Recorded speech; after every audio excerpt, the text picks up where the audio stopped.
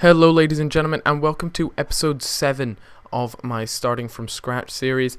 And so let's get straight into it. As always, we come up against a team here with a couple silvers, a pretty good striker by the looks of things, a 74 rated silver striker at the top, so that always poses a threat. But fortunately I have a centre back, Siani, who should be able to keep up with him. He's gold and should do the job. And fortunately there, Brian manages to chip the keeper. And one thing I have noticed in FIFA 12 is that chipping the keeper seems a lot harder.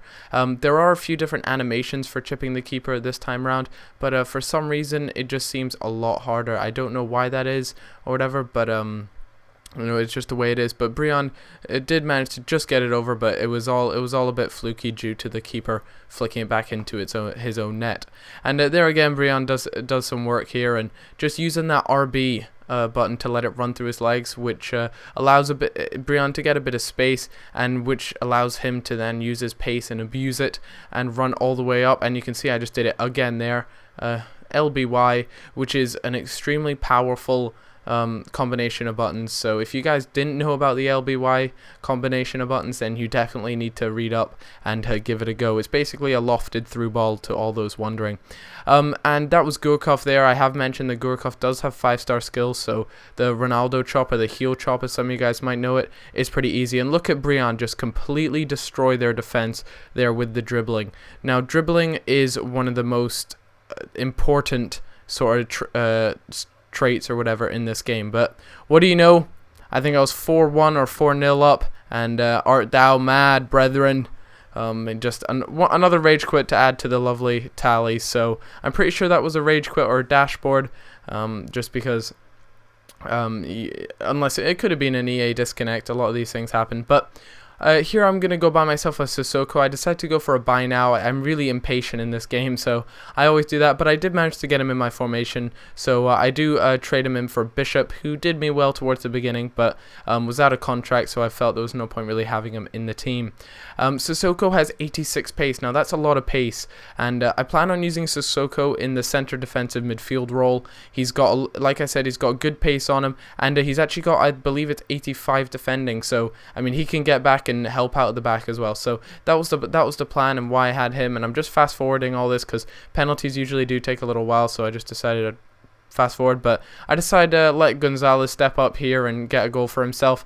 I don't know why it is, it's a bit of OCD, but I like to make sure each player gets their fair chance of goals. So for example, if Brian's got a few in the game, then I'll give it to someone else just to be kind, but that's just a weird sort of OCD thing that I have. And unfortunately I get another penalty here. If it wasn't for penalties, I don't know how I would have done in this game, but I give Gonzalez his second one, make him feel good about himself, and release Briand using his pace, finessing it into the corner. Now I have received several messages in my YouTube inbox pretty much asking me, Cal, what do you prefer doing with Briand? Do you think it's more effective using the finesse shot or just straight power, just holding B? And what I usually replied to him is simply, one, obviously it depends on the angle, and it depends on the entire situation, but for me, Briand, he has got great finishing, and I do recommend just using the the right bumpers for the finesse. And as you can see, Gurkov smashes it in, which is good to see that you can do it. But as you can see, I often use the finesse when I take it around keepers. I might start using the power shot a bit more when it comes up to gold keepers, because I find that finesse shots around bronze keepers are doable because their diving and reflexes isn't as high, but when you come across gold keepers, you will find that they do stop a lot more of your finesses. But if you look at here, guys, see, I'm always choosing the ones with lower chemistry, and that's what I've done here. It gives myself an advantage, and so I think it's an important thing to do. But I come up against Javier Hernandez, who is a boosted. I don't know what attribute he boosted, but Hernandez does have a 90-odd pace, and he is a lethal player in this game. But there we go. We start off the scoring with Jimmy Briand getting a bit of a P-roller along the ground.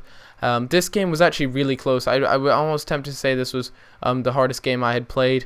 But as you can see, Menez uses his dribbling, and that is an absolute stormer of a shot. You couldn't get closer to the top right there. But Raul is let loose, gets a couple lucky deflections and things about here. As you can see, just gets that. But that is a beautiful finesse. I don't know what my keeper was doing there, but my gosh, that was just sensational. Take a bow, son. That was it was definitely worth it. But luckily for me, here I come up and their keeper rushes out using the holding down Y, but Siani manages to just loft it over the keeper and slot it home. I have noticed, and look at this basic error. I mean, what am I doing? Look at it, just a shambles, absolute shambles. But yeah, that'll pretty much wrap it up for this episode. Got a couple more goals left and fake shots and all those fun things from Sissoko, but then Menez does a nice little scissor kick and puts it away. But like I was saying, that's pretty much wraps it all up. A nice 4-2 victory to seal the win, and that'll do for this episode. Thanks a lot, guys, for watching, and if you guys could leave a rating or comment, then I'd really appreciate it. And thanks to everyone who turned out to the stream yesterday. See you guys later. Bye bye.